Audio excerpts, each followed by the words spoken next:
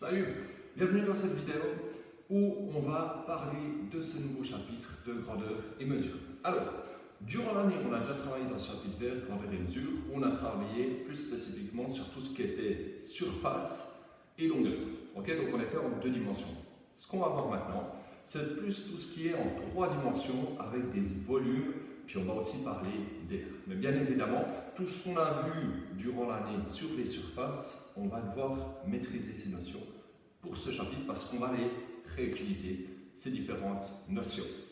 Alors, je vais te parler de différentes choses auxquelles tu vas devoir faire attention durant ce chapitre et pour ça, je vais te donner un exemple. Alors, prenons ici un prisme droit à base triangulaire. Alors, un prisme droit à base triangulaire, c'est quoi? C'est un prisme droit. C'est quoi un prisme droit? C'est un solide dont toutes les faces sont des polyèdres. Puis un prisme droit, toutes les faces qu'on va appeler latérales, les faces qui font le tour, ce sont des rectangles ou des carrés parce que le carré est un rectangle. Donc un prisme droit, il a ce qu'on appelle les faces latérales qui sont des rectangles et il a toujours 2 bases qui sont parallèles. Et là, en l'occurrence, la base, c'est un triangle, comme dans mon exemple. Donc la base ici, je l'ai dessinée en rouge, comme ça, on la voit bien. Et ici, pour ce prisme droit, je te donne différentes grandeurs, différentes mesures. Je te donne la base ici, qui est en fait simplement à des côtés de la base qui est le triangle, donc ce que j'ai appelé petit b, qui vaut 5 cm. Je te donne la hauteur ici avec un petit d pour dire que c'est la hauteur du triangle, qui vaut 0,3 décimètres.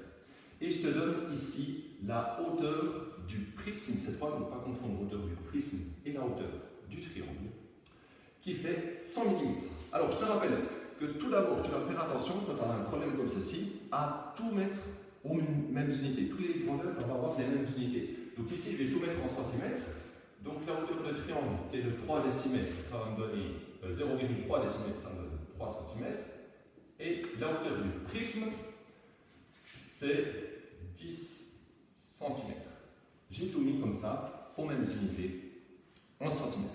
Maintenant, je te rappelle une petite chose, parce que les élèves ils font souvent cette erreur, c'est que les élèves ils pensent au parallélépipède rectangle quand ils font un volume, puis ils se disent pour faire le volume d'un solide, on fait largeur fois profondeur fois hauteur. Ben, ce n'est pas toujours le cas. Typiquement, dans le cas d'un prisme droit, ce n'est pas le cas. Pour faire le volume d'un prisme droit, tu dois faire l'aire de la base. Donc là, il faut que je repère la base. Chez nous, c'est un triangle. Donc l'aire du triangle, très fois la hauteur du prisme. Alors, on va faire ça. Donc ici, je vais mesurer l'aire de la base, qui est donc l'aire du triangle. Donc, pour calculer l'aire d'un triangle, je fais la base fois la hauteur du triangle divisé par 2. Et maintenant, j'utilise mes grandeurs qui sont toutes aux mêmes unités. Donc je fais 5 fois 3, 15 divisé par 2, 7,5 cm². C'est important dans ce chapitre que tu résolves toujours les calculs en 4 étapes. Enfin, que tu écrives ton calcul en 4 étapes. La première étape, c'est que tu dois toujours indiquer ce que tu calcules. Qu'est-ce que tu calcules? Est-ce que c'est une aire? Est-ce que c'est un volume? Est-ce que c'est une longueur? Tu dois toujours préciser ça. La deuxième étape, tu dois indiquer la formule que tu utilises. C'est important. La troisième étape, tu vas écrire le calcul que tu fais. Donc tu remplaces dans la formule tes grandeurs par leur valeur. Donc là, la base qui vaut 5, la hauteur qui vaut 3. Et ensuite, la dernière étape, tu donnes la réponse avec toujours des unités adaptées. N'oublie jamais les unités. Et il doit toujours y avoir ces 4 étapes qui apparaissent. Je ne veux pas que tout d'un coup tu mettes l'étape 1, 3 et 4. Ok, c'est toujours important que tu mettes tout ça, parce que comme ça, nous on sait ce que tu es en train de calculer, comme ça c'est clair. On sait quelle formule tu as utilisée, parce que si tu ne mets pas ça et que tu te trompes de formule, ben nous, on ne va pas le comprendre. Que tu mettes le calcul que tu as fait, parce que c'est possible des fois que tu aies fait le bon calcul, enfin que tu aies voulu faire le bon calcul, mais par exemple, dans la calculatrice, tu te trompes, puis tu n'as pas la bonne réponse. Donc c'est important que tu aies cette étape, et donc toujours la réponse avec des unités adaptées et cohérentes. Donc voilà, là j'ai calculé premièrement l'aire de base, l'aire du triangle, et pour faire le volume d'un prisme droit, on va faire l'aire de la base par la hauteur. Donc là tu vois, je respecte ces étapes. Première étape, j'indique ce que je calcule, le volume. Ensuite, j'indique la formule que j'utilise, l'aire de la base par la hauteur du prisme, À ne pas confondre avec la hauteur du triangle, donc ces deux hauteurs sont différentes. Et l'aire de la base, je l'ai calculé avant, 7,5. La hauteur du prisme, je l'ai en centimètres ici, ça fait 10. Donc j'ai indiqué le calcul. Troisième étape, dernière étape, j'indique le résultat, la réponse, avec des unités adaptées. Ici, j'avais toutes les grandeurs, les longueurs données en centimètres. Donc le volume sera donné en centimètres cubes. Et j'ai respecté mes 4 étapes pour ici aussi. Mais toujours bien également la réponse finale en évidence. Quand ce que je voulais calculer ici, c'était le volume. On va te demander aussi dans ce chapitre de calculer parfois les aires totales. Ça veut dire quoi l'aire totale?